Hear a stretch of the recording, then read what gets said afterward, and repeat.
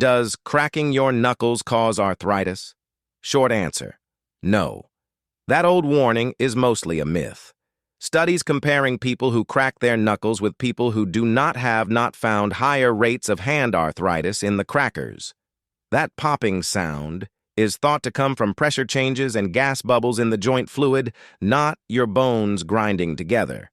Now, that does not mean you should force your joints aggressively. Some research suggests heavy knuckle cracking may be linked to weaker grip or swelling. So if it is painless, it is probably harmless. But if your joints hurt, swell, or keep cracking after an injury, get it checked.